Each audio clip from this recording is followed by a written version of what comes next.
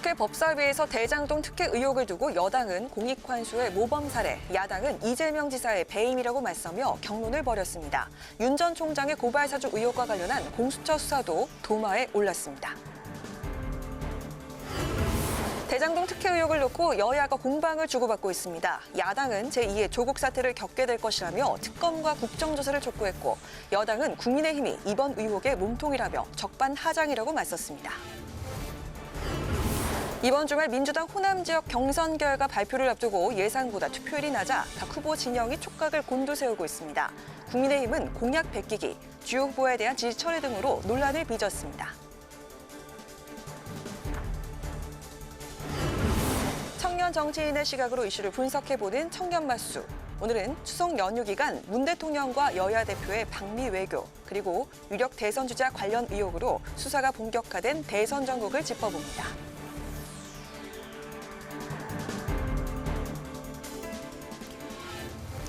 여러분 안녕하십니까? 9월 24일 의정종합뉴스 뉴스엔 시작하겠습니다. 오늘은 법제사법위원회 중계방송으로 늦게 방송합니다. 오늘 박범계 법무부 장관과 김진욱 공수처장이 출석한 가운데 국회 법제사법위원회 전체 회의가 열렸는데요.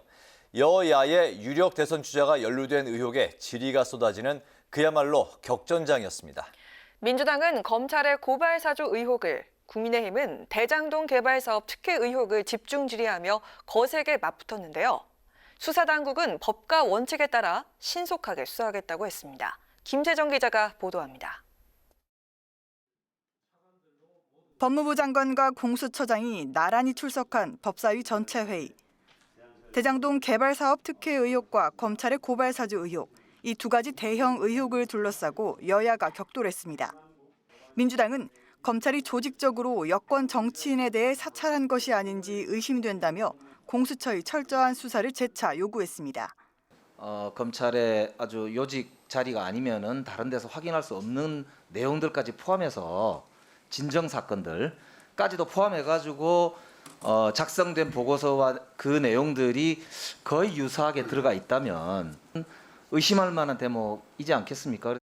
김진욱 공수처장은 제기된 의혹에 대해 검토할 예정이며 국민의힘 경선 일정과 같은 어떠한 정치적 고려 없이 법과 원칙에 따라 수사할 것이라고 밝혔습니다. 정치적인 유불리는 고려를 하지 않는 게 원칙이라고 생각을 합니다. 다만 일단 수사가 시작된 이상 최대한 빨리 끝내는 것이 그 선거에 대한 영향을 최대한 줄이는 것이라고 저희도 생각을 하고 있습니다. 국민의힘은 대장동 개발 사업은 공영 개발을 가장해 민간에게 막대한 특혜를 몰아준 배임 사건이라고 주장했습니다. 이 화천대유 대장동 특혜 사건은 딱 떨어지는 배임 사건입니다. 그런데 1억을 투자한 사람이 1,000억을 갖고 가요. 3억 투자해서 4천억의 배당을 받습니다. 이런 특혜가 있을 수가 있는 겁니까? 박범계 법무부 장관은 의혹의 핵심인 화천대유의 소유자와 특혜 여부에 대해 진상이 규명될 것이라고 말했습니다. 특혜를 줬는지 그 여부기 때문에 이 고발 내용을 확인하는 과정에서 저는 사건의 진상이 규명이 될 거라고 생각합니다. 법과 원칙에 따라서 아주 신속하게 규명할 필요성이 있다고 그렇게 판단되어집니다. 이와 함께 국민의힘은 앞서 국회에 제출한 대장동 특검법에 대해 숙려기간 없이 곧바로 처리할 것을 요구했습니다. 국회 방송 김세정입니다. 국민의힘은 대장동 특혜 의혹에 대한 파상 공세를 이어가고 있습니다. 이재명 경기지사와 민주당이 계속 버티면 제2의 조국 사태를 겪게 될 것이라고 경고했는데요. 민주당과 이 지사는 국민의힘이 고발 사주 의혹을 물타기하기 위해 이번 의혹을 정쟁화하고 있다며 야권 인사 개입 의혹부터 밝혀야 한다고 주장했습니다. 보도에 홍혜진 기자입니다.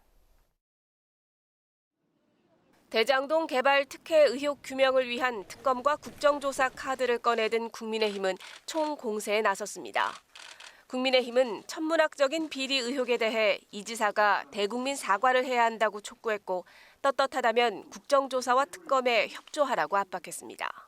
이재명 지사는 입으로만 떳떳하다고 떠들 것이 아니라 당당하게 국회에 나와서 국민의 의혹에 답해야 할 의무가 있습니다.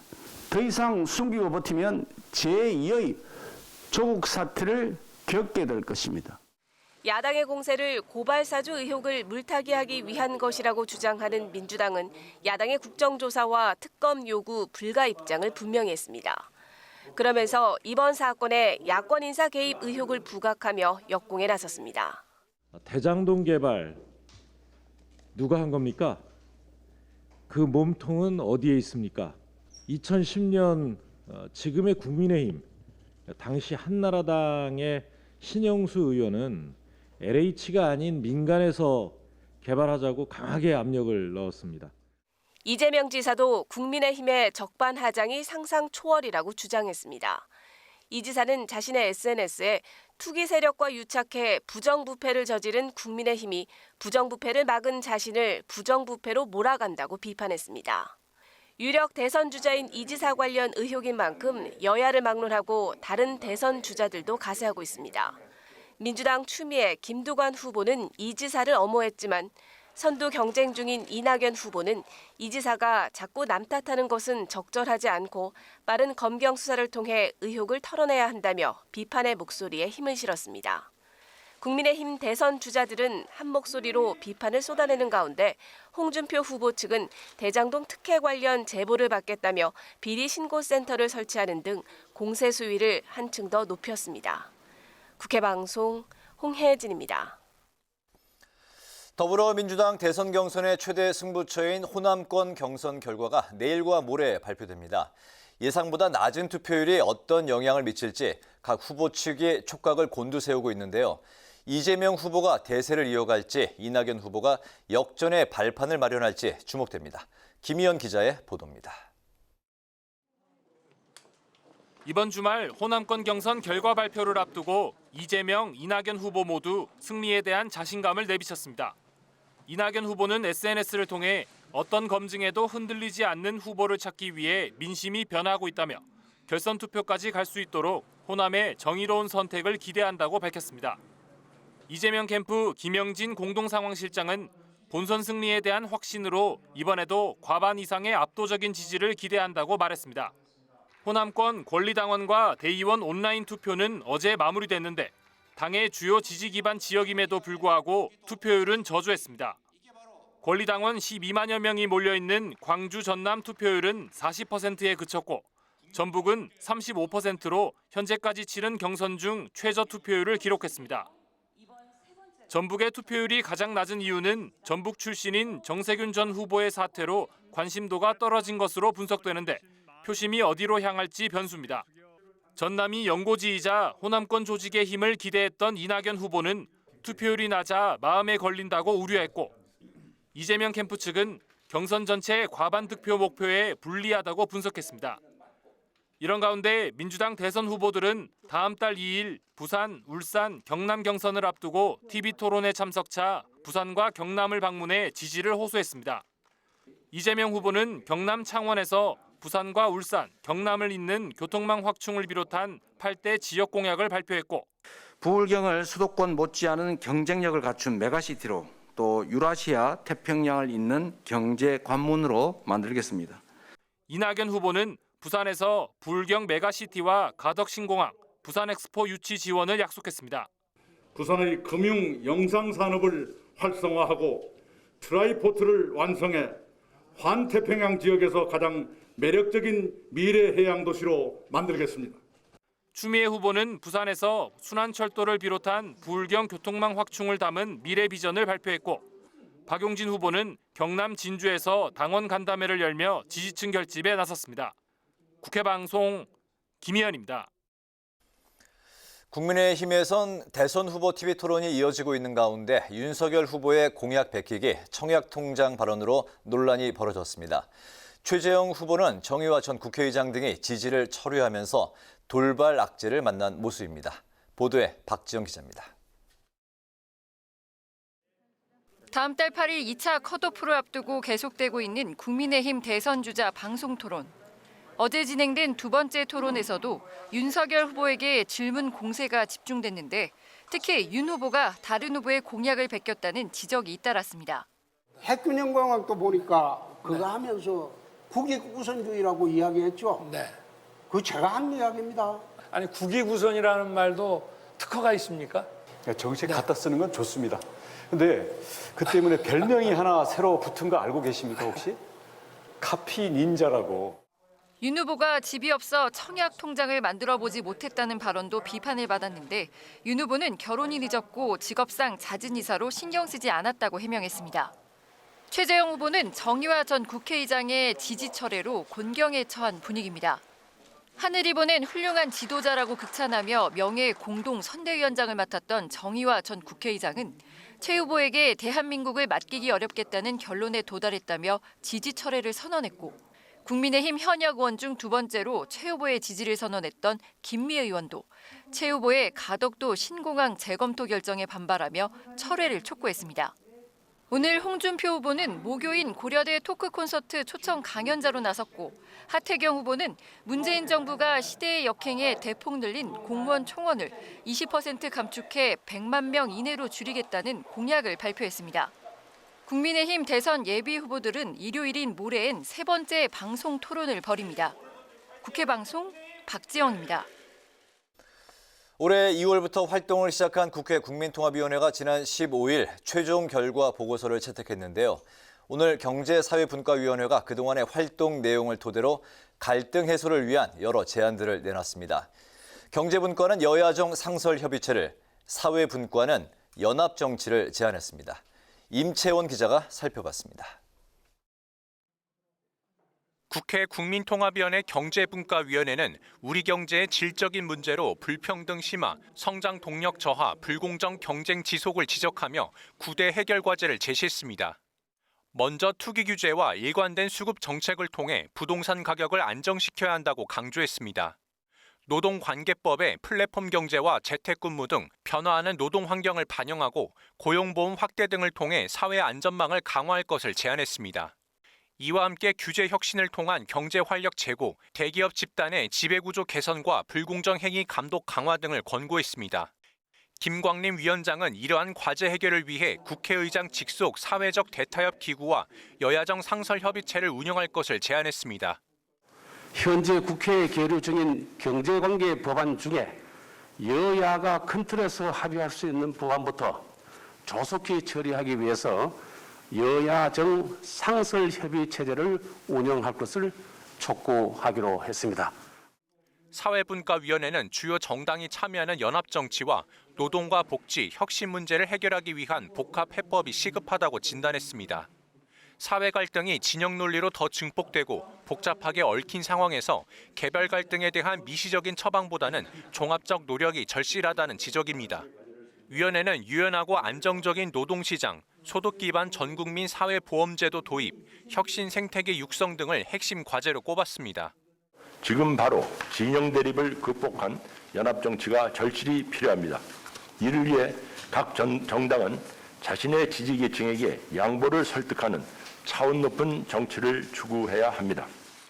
이에 앞서 정치분과위원회는 이번 정기국회에서 여야가 제왕적 대통령제 해결을 위한 개헌안을 만들어 내년 대선에서 국민투표에 붙일 것을 제안했습니다.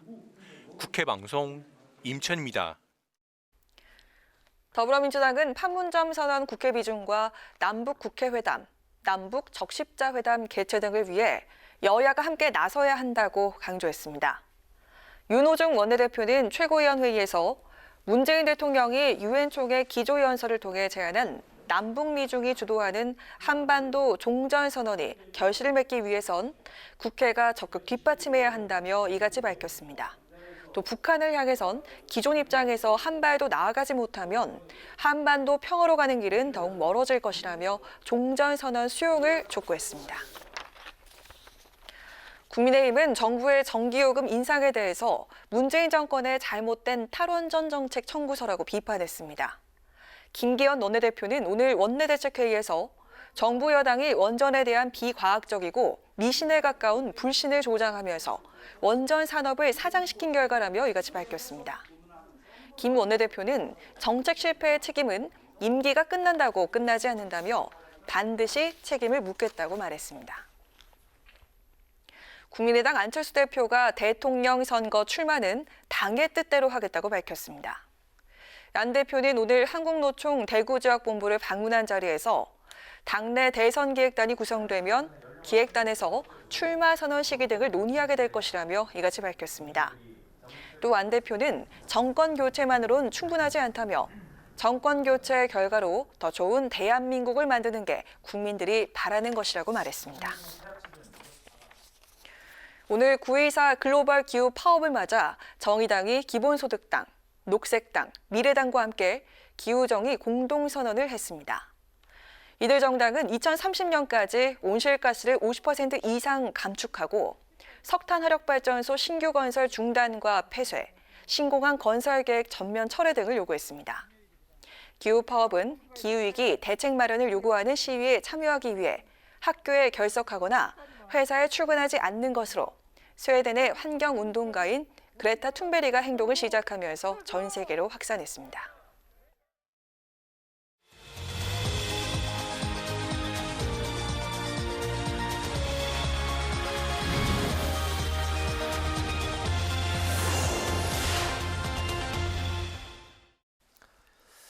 네, 매주 금요일 한 주간의 여론 추이를 핵심만 짚고 분석해보는 뉴스엔 주간 리서치 시간입니다.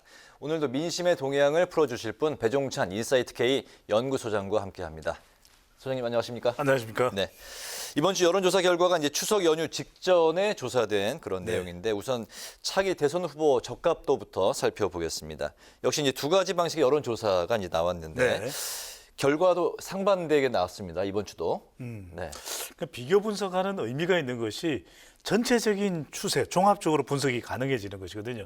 한 조사는 자동응답 조사 결과입니다. 네. TBS와 한국사회여론연구소 ARS 조사인데요. 네. 윤석열 후보가 28.8%, 이재명 후보가 23.6%로 나타났습니다. 네. 그러니까 이 조사 결과만 놓고 보면 추석 연휴가 시작되는 무렵에 실시된 조사인데 네. 대장동 개발 의혹에 영향을 받는 이재명 후보의 모습을 볼 수가 있거든요. 네. 그러니까 직전 조사에 비하면 4.2%포인트가 하락한 이재명 후보의 지지율 23.6%로 나타났고요. 네네.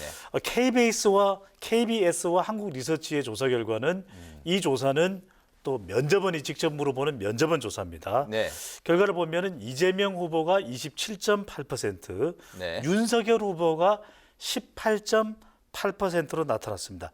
그러니까 윤석열 후보도 네. 고발 사주 의혹에 영향을 받고 있다. 네. 이 부분을 볼 수 있는데 네. 이 두 조사의 결과가 다른 이유는 네. 정치적 성향 때문입니다. 그러니까 자동응답 조사는 한국사회여론연구소의 조사는 정치적 성향을 물어봤더니 보수가 많아요.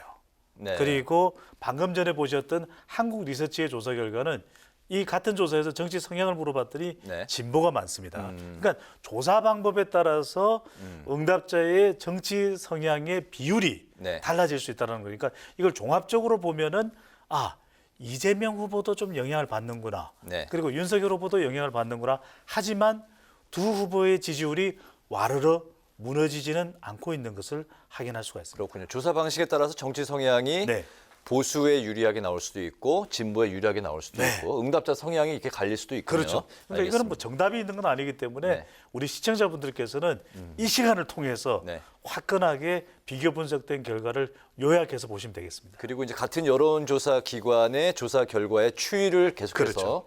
살펴보는 게 이제 중요하다는 말씀 알겠습니다. 근데 적합도 말고도 이제 대선 당선 가능성을 물은 여론조사 결과가 있었는데 적합도 조사와 대선 가능성 조사 얼핏 봐서는 좀 헷갈리는데 어떤 그렇죠. 차이가 있는 건가요? 적합도 조사는 내가 그냥 지지하는 후보입니다. 그러니까 내가 지지하는 후보에 대한 선호도 이게 바로 이제 적합도인 것이니까 누가 당선이 됐으면 좋겠다라는 그렇죠. 나의 이 정치적 성향이 고스란히 반영되는 것인데 당선 가능성은 뭐냐? 나의 지지 여부와는 상관없이 그래도 이렇게 판세를 보니까 이 사람이 당선될 것 같아. 그러니까 보다 더 객관적인 경쟁력이 되겠죠. 나의 지지 여부와는 상관없이 자 타기 대선 후보에 대한 당선 가능성은 어떻게 되니? 사실은 이게 굉장히 더 중요할 수 있습니다. 앞으로 지지하는 후보는 A 후보인데 실제 당선은 그래도 상황을 보니까 B 후보가 당선될 것 같아. 그래서 이 당선 가능성이 더 중요한 지표가 될 수도 있으니까요. 참고를 해서 봐주시면 좋겠는데 당선 가능성을 물어봤더니 윤석열 후보가 30.7%. 네. 그리고 이재명 후보가 30.1%. 그러니까 홍준표, 이낙연 후보보다는 네. 거의 15%포인트 이상, 심지어 20%포인트 가까이 앞서는 결과, 이낙연 후보보다는 네. 가까이 앞서는 당선 가능성을 보여주고 있는 거예요. 그러니까 대장동 개발 의혹도 있습니다. 고발 사주 의혹도 있습니다.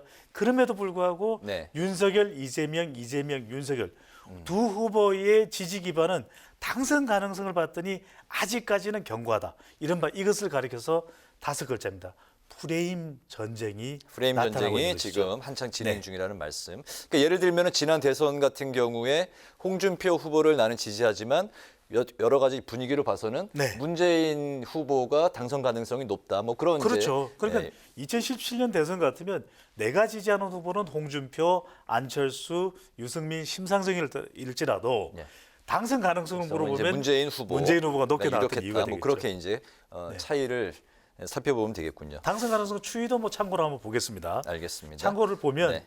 당선 가능성 추이를 보면 그래도 네. 자, 세 번째에 있는 홍준표 후보를 주목을 해주시면 네. 직전 조사에서는 당선 가능성이 3.6%인데 네. 홍준표 후보 16.3%. 네. 그러니까 홍준표 후보가 당선 가능성을 놓고 보면 상당히 윤석열 후보를 그래도 쫓아오고 있다. 빠른 속도로. 네. 그런 홍준표 후보의 약진을 또 확인할 수가 있습니다. 네, 그렇군요. 이제 진영별 이제 조사 결과를 한번 이제 또 살펴보겠습니다. 네. 민주당이 이제 이번 주말 최대 승부처 호남 경선 많은 분들이 지금 주목하고 있는 경선인데 네. 진보 진영의 대선 후보 적합도 조사 결과가 이제 어떻게 나왔습니까? 네, 두 개의 그리고 조사. 이제 또 궁금한 게 그런 결과가 이번 호남 경선 결과를 미리 예측해 볼 수도 있을까요? 그렇죠. 영향을 주겠죠. 실제로 진보권의 대선 후보 적합도를 보면 범여권이죠. 그러니까 이재명 후보와 이낙연 후보의 이 지지율 추이가 어떻게 나오는지 중요합니다. 그런데 두 개의 조사 결과인데 네. 하나는 28.6% 이재명, 또 22.6%가 이낙연 후보고요. 또 아래편을 보면 이재명 후보 37%, 이낙연 후보 24.2%. 두 개의 조사 결과가 좀 차이는 있습니다. 그런데 중요한 것은 네. 한 3, 4주 전과 비교하면 이재명 후보와 이낙연 후보의 폭이 상당히 줄어들었다는 거예요. 그 이야기는 대장동 뭐냐면 개발 의혹 영향이군요. 그렇습니다. 네. 바로 그 영향이 이 영향을 또 받고 있는 결과인데 중요한 것은 네. 호남 순회 경선이 25일, 26일 내일 모레 있죠. 네. 그러니까 결과적으로 어떻게 이 대장동 개발 의혹의 영향이 호남 민심에 영향을 주느냐. 자, 광주 전라로 가보겠습니다. 네. 자, 광주 전라 대선 후보, 진보권 대선 후보 적합도를 보면은 이재명 36.2%, 이낙연 34%.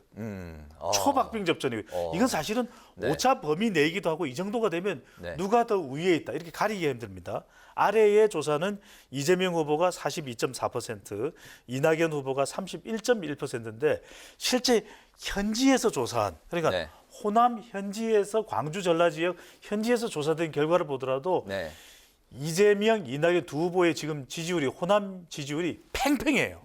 그러니까 우위를 가리기가 상당히 어려운. 그러니까 불과 3, 4주 전만 하더라도 네. 이재명 후보가 앞서고 있었던 네. 그렇게 손쉽게 호남 민심을 손에 넣을 듯 잡힐 듯 했는데 네. 대장동 개발 의혹이 네. 이재명 후보의 이 발목을 잡는 모습입니다. 이낙연 후보가 얼마만큼 올라갔는지 초박빙의 결과가 나올 가능성이 상당히 높아 보입니다. 광주 전라권이 그 전에 비해서 여론 추이를 보면 어쨌든 최근에 대장동 개발 의혹이 불거지고 나서 네.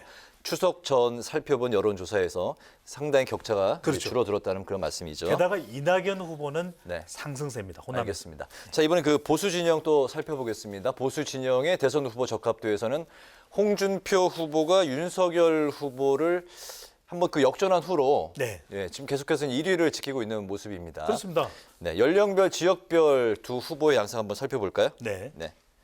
그러니까 홍준표의 약진에는 역시 20대와 30대가 있는 것이죠. 네. 특히 이제 20대의 경우에 홍준표 후보가 윤석열 후보에 비해서 뭐 거의 3배 가까이 되지 않습니까? 네. 그러니까 20대에서 홍준표 후보에 대한 이 지지, 바로 이것이 홍준표 약진, 이른바 돌돌홍 현상으로 나타났다고 홍준표 보시면 후보는 10대, 20대, 30대, 40대까지 네. 계속 이제 앞서가고 네. 그리고 이제 50대, 60대 이상인 이제 윤석열 후보가 이제 홍 후보를 앞둔 그렇죠. 그런 양상이네요. 그러니까 홍 후보의 과제는 앞으로 네. 5, 60대 이상 국민의힘 지지층에서 네. 지지를 더 끌어낼 수 있느냐가 중요할 것이고 네. 지역도 한번 살펴보겠습니다. 네. 지역도 중요한 것이 보수 세력의 심장, 보수 네. 진영의 심장 그러면 대구 경북인데 대구 경북 가운데 그래프를 보십시오. 네. 대구 경북에서 홍준표 34.9%, 뭐 초접전이군요. 윤석열 33.1%. 그러니까 우리가 네. 그동안에는 홍준표 후보의 약진이 네.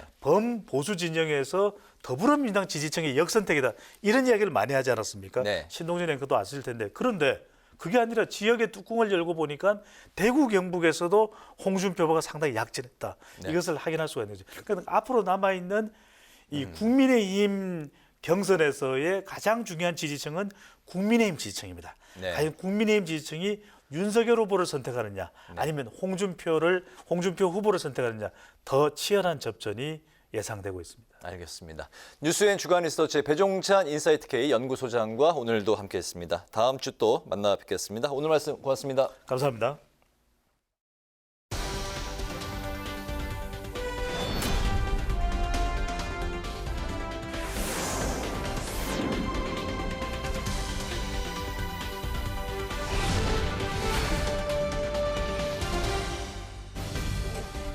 강아랑의 정치톡 시간입니다.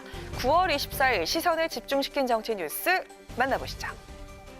오늘의 첫 번째 정치톡은 청약통장이 없는 이유입니다. 어제 오후에 있었던 국민의힘 대선 주자들의 2차 대선 경선 TV토론회 8명의 후보들이 공약 배틀로 맞붙으면서 뜨거운 격론이 오갔죠. 그런데 토론회 이후 온라인에선 주택 청약통장이 화제의 단어로 떠올랐다고 합니다. 유승민 후보와 윤석열 후보 간의 토론 중에 나온 이 대화 때문이었는데요. 직접 들어보시죠. 그 군에 의무 복무를 다녀온 우리 병사들한테 이 주택 청약에 가점을 주는 공약을 발표를 하셨더라고요. 어제. 제가 물어볼게요. 그 공약을 이해를 하고 계시는지. 혹시 직접 주택 청약 같은 거 이렇게 통장 만들어 보신 적 있습니까?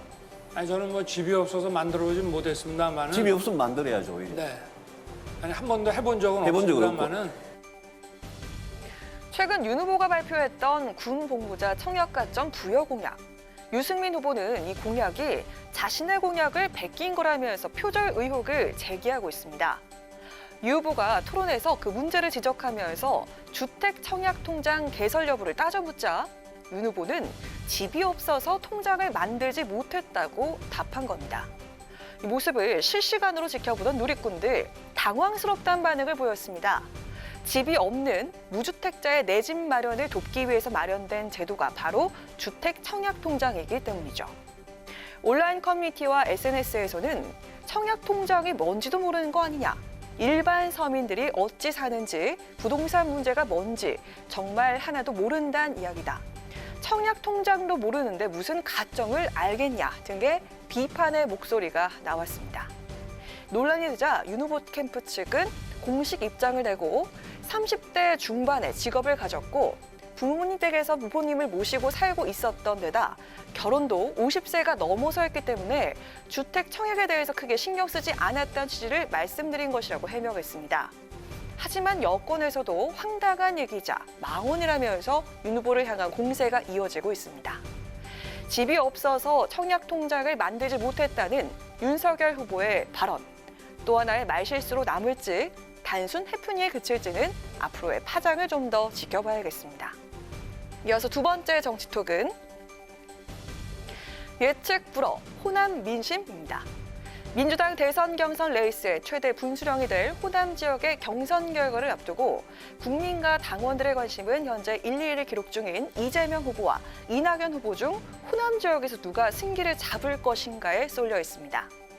오늘 나온 호남 지역의 여론조사 결과를 보면요, 예측하기 어려운 안개 속 판세입니다. KBC 광주 방송이 여론조사 기관 리서치뷰에 의뢰해서 추석 당일인 지난 21일부터 이틀간 만 18세 이상 광주, 전남, 전북의 유권자 1000명을 대상으로 조사한 결과 민주당 대선 후보 적합도를 보면 이재명 후보는 광주와 전북에서, 이낙연 후보는 전남 지역에서 1위를 기록했습니다. 광주와 전남, 전북 전체 조사 결과로는 이재명 후보가 이낙연 후보를 약간 앞섰지만 오차 범위 내에서 접전을 벌이고 있는 것으로 나타났습니다.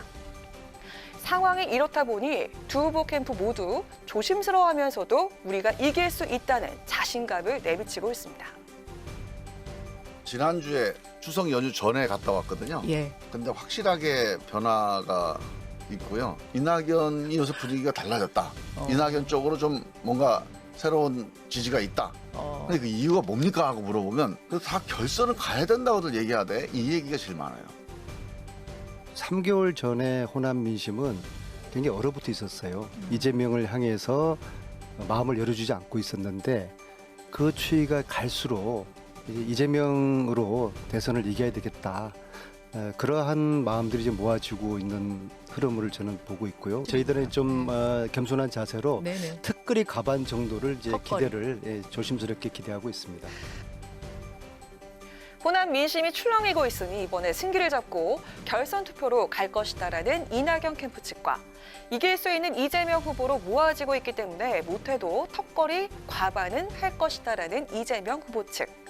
양측 모두 물러설 수 없는 호남 대첩을 앞두고 팽팽한 기싸움을 벌이고 있습니다. 대세론 굳히기냐, 반전 뒤집기냐, 20만 호남 표심은 과연 어디로 향하게 될까요? 지금까지 강한항의 정치톡이었습니다.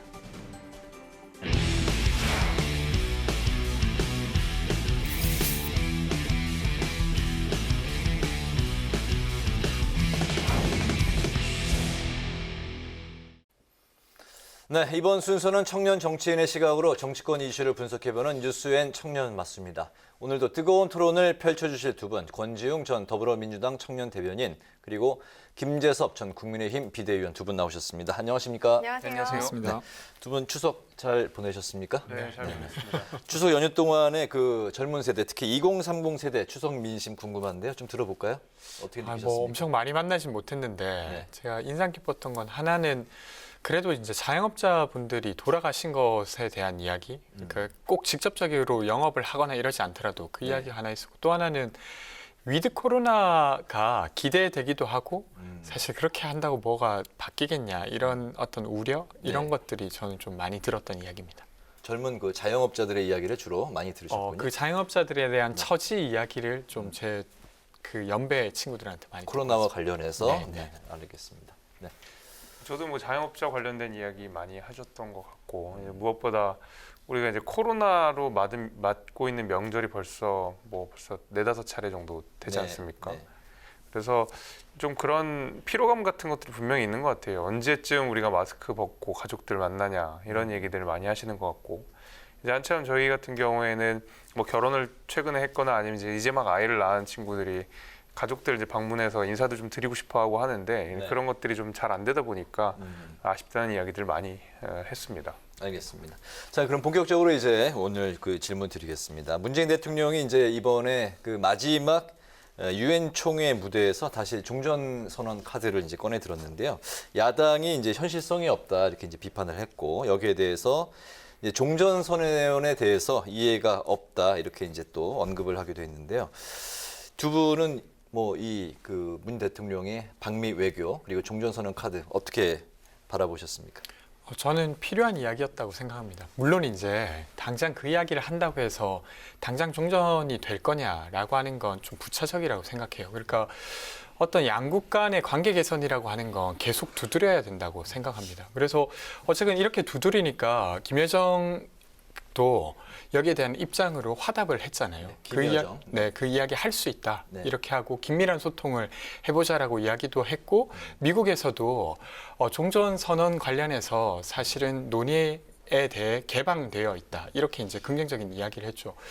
그래서 사실은 이게 그 비핵화 관련한 이슈만 사실 남북 사이의 평화 체계를 위협했을 뿐만 아니라 사실은 아직 전쟁이 진행 중이라는 공식적인 상태 때문에 소통과 교류가 더 좀 제약됐던 것도 있었던 것 같아요. 그래서 물론 이제 2018년만큼 좋은 분위기는 아니지만 그때도 사실 생각해 보면 갑자기 국면이 좋아진 것도 있었습니다. 그래서 이번에도 좀 기대해 볼 만한 조치지 않았나 싶습니다. 네. 글쎄요, 이제 뭐 외교 관련된 이슈들에 대해서는 여당과 정부의 힘을 실어주고 싶은 게 뭐 제 기본적인 생각이긴 한데요. 김여정 말씀을 하셨는데 김여정 역시도 뭐 그럴 수 있지만 시기상조라는 말을 분명히 하지 않았습니까? 야당 입장도 비슷한 것 같습니다. 이게 상징적 의미가 있다는 것은 알지만 굉장히 시기상조고 종전선언을 하기 위해서 해결돼야 되는 그 선제 과제들에 대해서는 사실 문 대통령이 침묵한 부분이 있다. 특히 그 전날에 이 북한이 지금 이 핵 관련돼서는 전속력을 내고 있다라고 국제원자력기구인 IAEA가 이야기를 했는데도 불구하고 다음날 바로 이제 종전선언을 했다는 것. 이 북한의 핵 관련돼서는 아직 특별한 언급이 없었다는 것. 우리가 지금 그 남북 연락선이 개통됐다가 다시 폐쇄가 된 게 얼마 안 되지 않았습니까? 여기에 대해서는 굉장히 좀 침묵이 되고 있는 상황인데 종전선언을 조금 너무 빠르게 한 것 아닌가, 좀 마음이 급한 것 아니었나라는 지적이 나올 수밖에 없고 그 부분에 대해서는 저는 의견 타당하다고 생각합니다. 네, 또 송영길, 이준석 대표가 또 나란히 미국을 방문했는데요. 두 대표의 방미 외교전 사뭇 달랐습니다. 어떻게 평가하시는지 들어보겠습니다. 사실 이제 야당 대표로서 방미를 한다는 것은 어떤 이제 상징적인 의미와 그다음에 수권 정당으로서 내년에 바로 대선이 있기 때문에 수권 정당으로서 어떤 메시지들을 낼 수 있는가 정도를 선언할 수 있는 정도시죠, 사실은. 왜냐하면 이제 협상의 대상이라든지 뭐 아니면 어떤 특별한 무역이나 이런 뭐 해외 교류를 하기에는 어려운 직책이기 때문에 그럼에도 불구하고 이제 이준석 대표가 한 메시지들을 보면 당시 이제 미국에서 만났던 사람들과 나눴던 이야기들을 보면 수권 정당으로서의 비전들은 분명히 보여준 것 같습니다. 그래서 보수 정당으로서 우리가 포퓰리즘에 맞서서 무엇을 해야 하는지, 그다음에 반도체라든지 신사업들에 관련돼서 미국과의 관계 개선을 어떤 식으로, 관계 유지를 어떤 식으로 해야 되는지에 대해서 본인이 가지는, 그리고 정부 여당이 되었을 때의 그 비전들 같은 것들은 잘 이야기를 하고 오지 않았나 저는 생각합니다. 네. 어떻게 평가하십니까? 송영길 대표의 경우는 그 전에 이제 외통위원장이기도 했고 사실은 네트워크가 강한 편입니다. 그래서 아까 이제 대통령께서 종전선언을 해보자를 공식적으로 제안한 것이 이루어지려고 하면 물밑 작업이 많이 필요해요. 그래서 이번에 송영길 대표가 만났던 미국의 하원 의원들도 이름을 보면 한반도 문제에 아주 적극적인 입장을 냈던 분들입니다. 그래서 이분들이 어떻게 방향을 잡아가느냐에 따라서 미국의 분위기도 달라지기 때문에 그런 작업을 하고 온 것이고 지금 단계에서 당장 성과가 있다 없다라고 말하기는 좀 어려운 부분인 것 같아요. 외교의 특성상. 그래서 조금 더 기다려보면 성과를 기대해 볼 수도 있지 않을까 싶습니다. 네.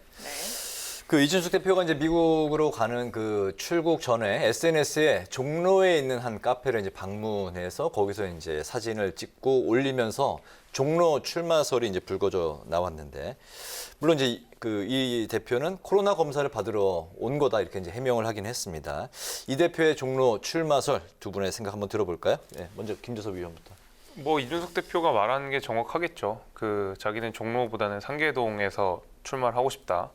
국회의원이 되는 것이 목적이 아니라 상계동 국회의원이 되는 것이 나의 목표다. 뭐 이런 이야기를 했던 만큼 저는 뭐 이준석 대표의 진위는 당연히 이제 상계동, 그러니까 노원병에서 출마를 하는 것을 목표로 하고 있다고 생각을 하고 이준석 대표의 이야기를 들어보면 종로 내에서도 지금 출마를 희망하는 사람들이 굉장히 많다고 합니다. 그러니까 전략적 파트너로서 대선 후보와의 전략적 파트너로서 출마할 수 있는 사람들이 굉장히 많이 이미 있기 때문에 본인이 굳이 그 자리에 갈 필요 없다라고 이야기를 한 바가 있거든요.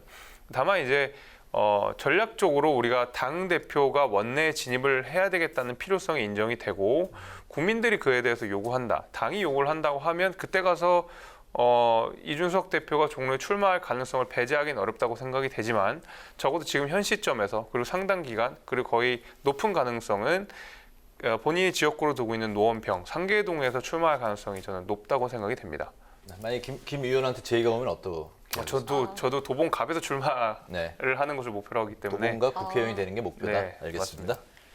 저는 이 부분은 김재섭 위원님께서 말씀하신 거랑 좀 비슷한데요. 기본적으로 이준석 대표 입장에서 이게 좋은 기회라 하더라도 장기적으로 봤을 때 좀 고민이 되는 선택지인 것 같아요. 왜냐하면 그간 이제 지역구 활동을 해왔던 게 노원구이기 때문에. 근데 이제 그럼에도 불구하고 이번 대선이 어떤 변화를 원하는 대선이지 않습니까?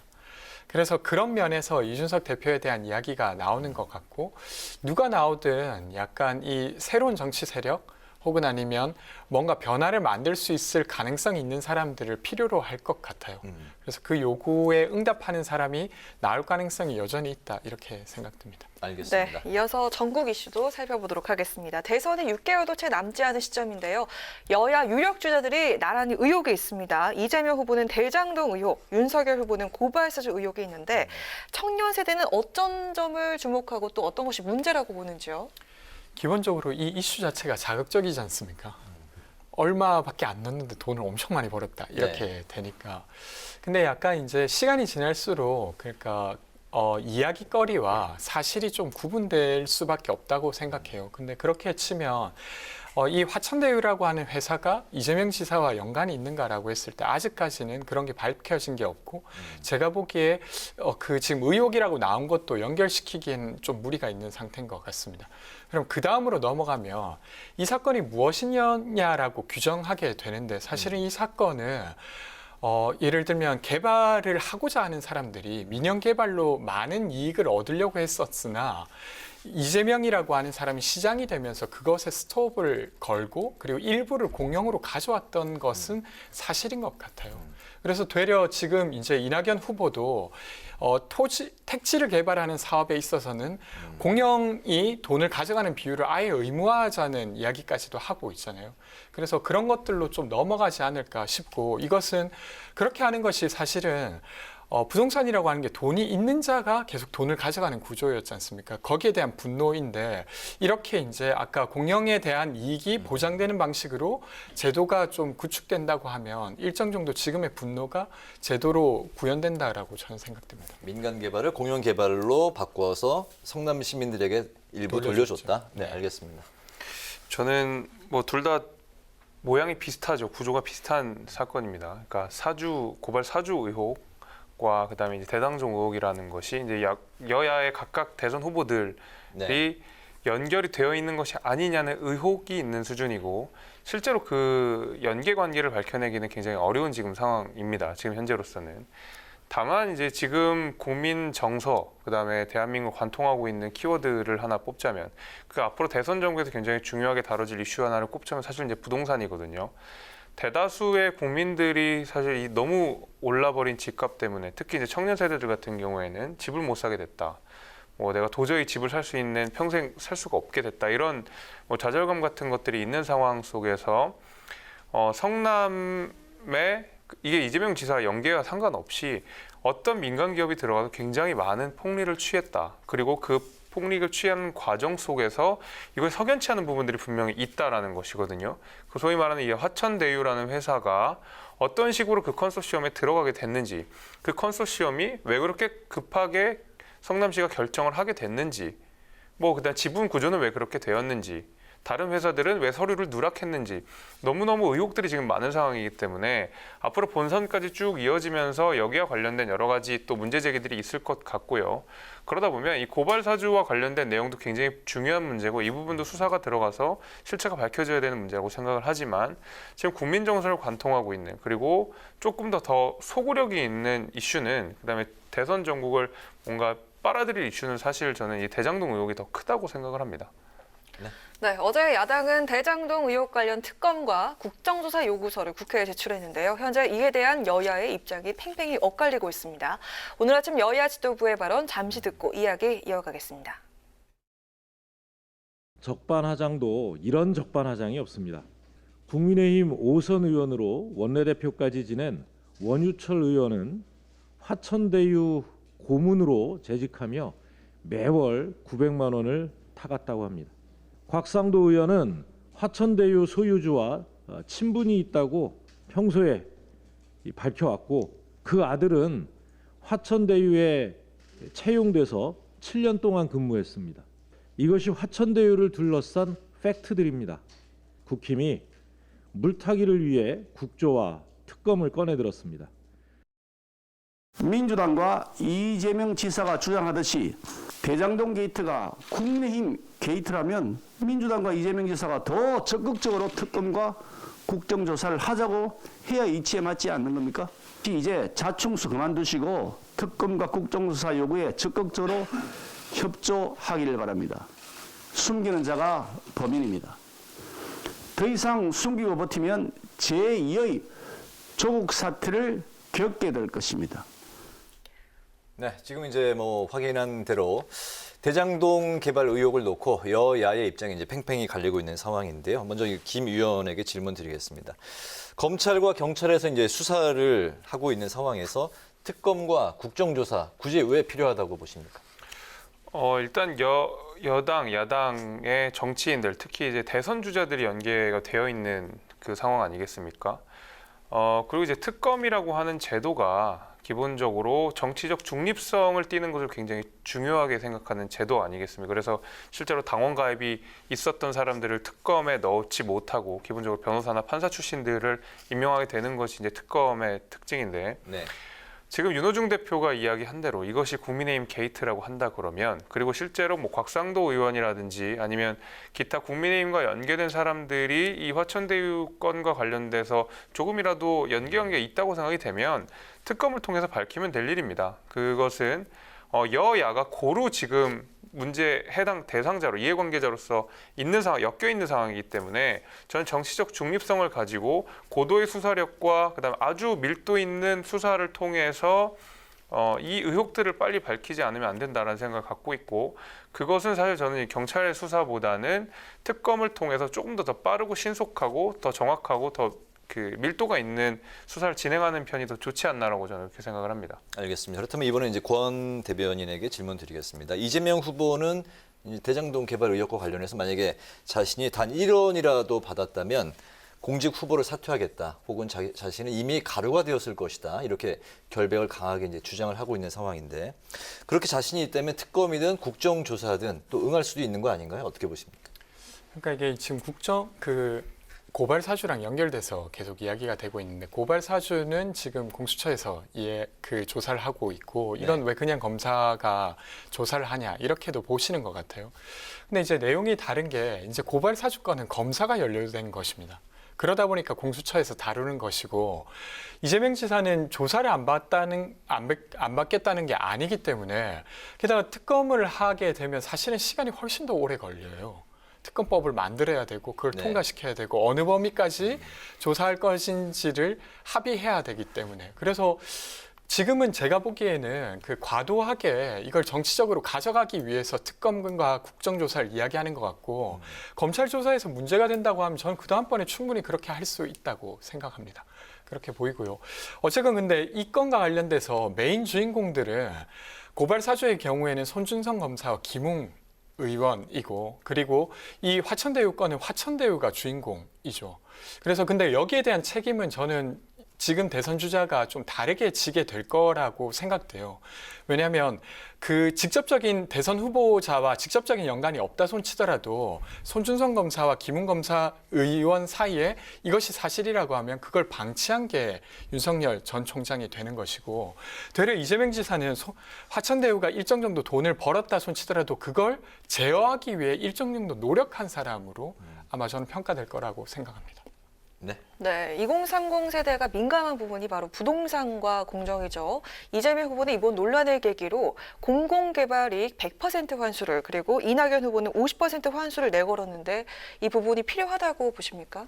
아니요, 저는 굉장히 무리한 주장이라고 생각합니다. 기본적으로 부동산도 시장의 논리에서 벗어날 수가 없는 것이고 민간 개발사가 들어가서 실제로 그 굉장히 많은 이번 화천대유 사건 같은 경우에 특히 이제 대장동 같은 경우에는 많은 전문가들이 그리고 대다수의 어떤 투자를 하려고 하는 사람들이 여기는 분명히 수익이 나는 데다, 그다음에 여기는 분양 리스크가 없는 데라는 확신들이 있는 상황에서 굉장히 큰 이익을 얻은 거였지만 대다수의 개발들을 보게 되면 굉장히 하이 리스크, 하이 리턴 구조가 많습니다.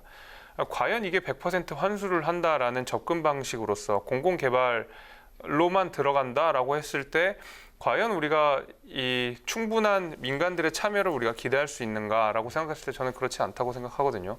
분명히 어떤 유인이 있어야 된다고 생각을 합니다.